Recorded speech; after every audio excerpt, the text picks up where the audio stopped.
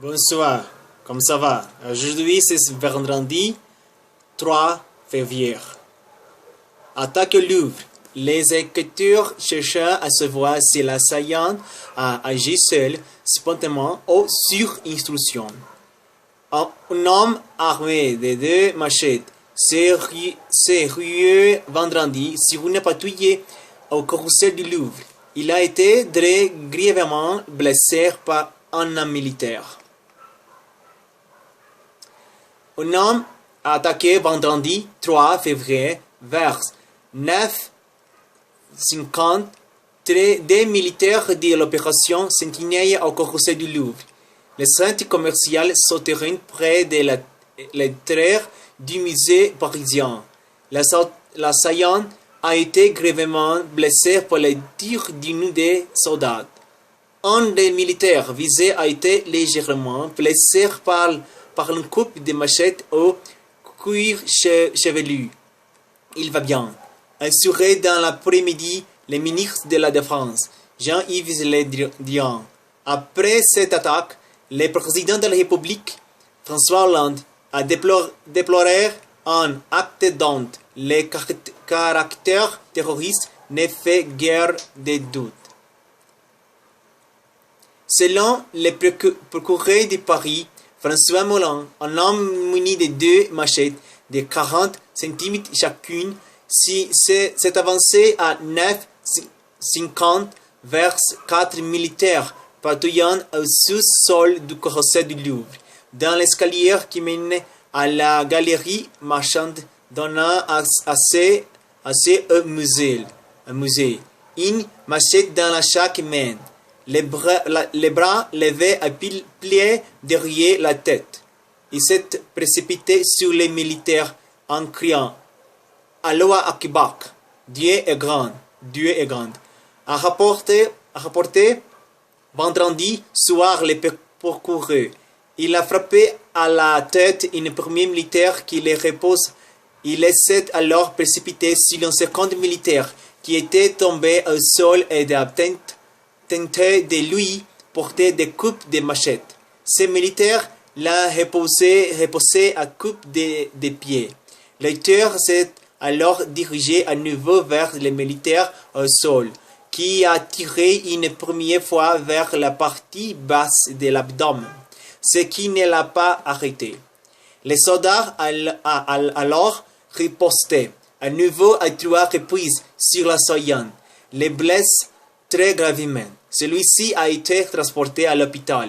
Son pronostic vital est très engagé. Les militaires ont scrupuleusement respecté la doctrine de l'emploi des armes, a précisé Molin. Le premier militaire attaqué a été légèrement blessé au niveau du cuir chevelu, ce qui a entraîné 10 jours d'interruption temporaire de travail. L'attaque a été gérée par l'emploi gradué de la force. A salué le ministre de la Défense, Jean-Yves Le Drian, en louant le sang-froid, le courage et le professionnalisme de la patrouille visée. Un agent de sécurité a corroboré le déroulement des faits, tel que décrit par les militaires, a ajouté le procureur de Paris. Il vit l'assaillant foncer sur les militaires et frapper l'un d'eux avec une machette. L'assaillant ne s'est écroulé qu'à la troisième ou quatrième détonation. Les motivations de l'assaillant sont pour l'heure inconnues. Il est toujours impossible de savoir si le suspect de l'attaque a agi seul, spontanément ou, au contraire, sur instruction, a dit François Molin. Pour les procureurs, il est clair que l'intervention des militaires a mis fin à une action terroriste et a conduit à l'interpellation de son auteur, dont tout indique qu'il a été très déterminé. François Hollande, actuellement en déplacement à la Valette, Malte, pour un sommet européen, a déclaré en milieu d'après-midi la menace, elle est là, et nous devons y faire face. Dans la journée, le Premier ministre Bernard Cazeneuve avait également annoncé qu'il s'agissait visiblement d'une attaque à caractère terroriste. La section antiterroriste du parquet de Paris a ouvert une enquête en flagrance du chef des tentatives d'assassinat aggravé en relation avec une entreprise terroriste et association de malfaiteurs terroristes criminels. Les investigations sont confiées à la section antiterroriste de la brigade criminelle de la police judiciaire de Paris, SAT, et dans la direction générale de la sécurité intérieure. Le parcours de l'assaillant. Le procureur de la République de Paris est revenu sur le parcours de l'assaillant. Le 30 octobre 2016, cet homme résidant aux Émirats arabes unis a déposé une demande de visa depuis Dubaï. Le 26 janvier, il est arrivé à Charles de Gaulle, en provenance de Dubaï. Le retour était prévu pour le 5 février. Il a emménagé pour une semaine contre un loyer de 1700 € dans les 8 arrondissements. Le 27 janvier, l'homme a, selon les enquêteurs, loué un véhicule jusqu'à 5 février. Celui-ci a été retrouvé dans les 8 arrondissements. Le 28 janvier, il a acheté des machettes dans le 11 arrondissement vers les places de la Bastille, a poursuivi Moulin. Celui-ci présentait un numéro de série et les enquêteurs ont pu remonter jusqu'à son achat. Les deux machettes ont été achetées 680 € et payées en liquide. Si l'identité de l'agressé n'est pas formellement établie, ajouter les procureurs, les recherches faites à partir de la demande de visa ont permis de cibler un individu âgé de 29 ans et de nationalité égyptienne. Cet individu n'est pas connu des services de police françaises et n'était pas répertorié dans les fiches nationales automatisées des empreintes génétiques. Durant la perquisition, les enquêteurs ont trouvé une somme de 965 € de études correspondent à celles des machettes.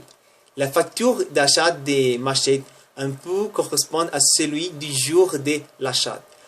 Un iPad, des cartes prépayées et les passeports égyptiens, avec des visas pour l'Arabie Saoudite et pour la Turquie en 2015 et 2016. Aucun blessé parmi les touristes. Aucun blessé n'est à déplorer dans la foule. La zone du Louvre a été évacuée et entièrement bloquée par les forces de sécurité après l'attaque. Plus d'un millier de personnes se trouvant dans le musée ou dans la galerie commerciale ont été confinées durant environ 3 heures. Elles sont pour sortir après que tout danger ait été écarté et que les démineurs se furent assurés, notamment que les 2 sacs à dos de l'assaillant ne contenaient pas d'explosifs. Fermé vendredi matin après l'attaque, le musée du Louvre rouvrira ses portes samedi, à part ailleurs annoncé la ministre de la Culture Audrey Azoulay. Dans un communiqué, le ministre de l'Intérieur, Bruno Leroy, a salué le sang-froid et le professionnalisme des militaires et des policiers qui ont permis de neutraliser immédiatement l'individu armé. Porté en uniforme, on les voit bien dans la propagande de ceux qui veulent veulent nous attaquer. C'est être inicible. Également rappelé les robots. Ces derniers s'étaient rendus au Louvre un milieu d'après-midi avec M. Ledrian et Madame Azoulay. Le ministre des Affaires étrangères, Jean-Marc Ayrault, a également témoigné son soutien aux militaires attaqués. La maire de Paris, Anne Hidalgo, s'est rendue sur place pour exprimer sa solidarité et celle des Parisiens aux forces de sécurité ainsi qu'aux membres du personnel du carrousel du Louvre qui ont été témoins de cette agression, selon un communiqué. Trump estime la France de nouveau à cran.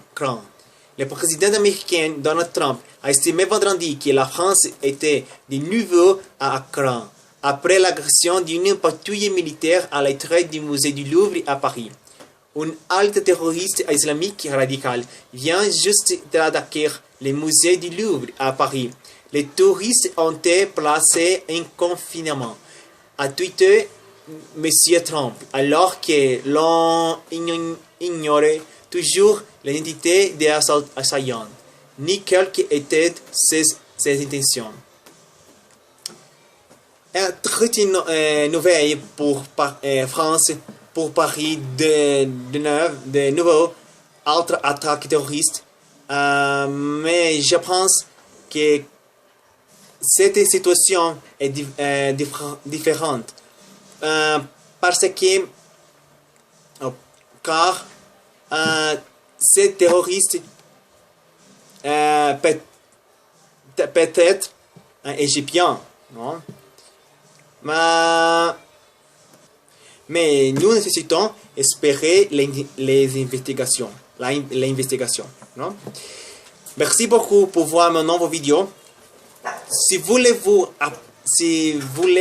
apprendre français ou parler avec moi en français ici en classe Podcast Idiomas, ou nous pouvons faire des leçons par Skype. Partagez cette vidéo avec votre famille, amis, ennemis, tout le monde, s'il vous plaît. Like sur ma page sur Facebook et like sur mon chaîne sur YouTube aussi, s'il vous plaît. Merci beaucoup. Et à demain pour autre nouvelle intéressante. D'accord? Au revoir, bonsoir, bon vendredi à toutes. Au revoir.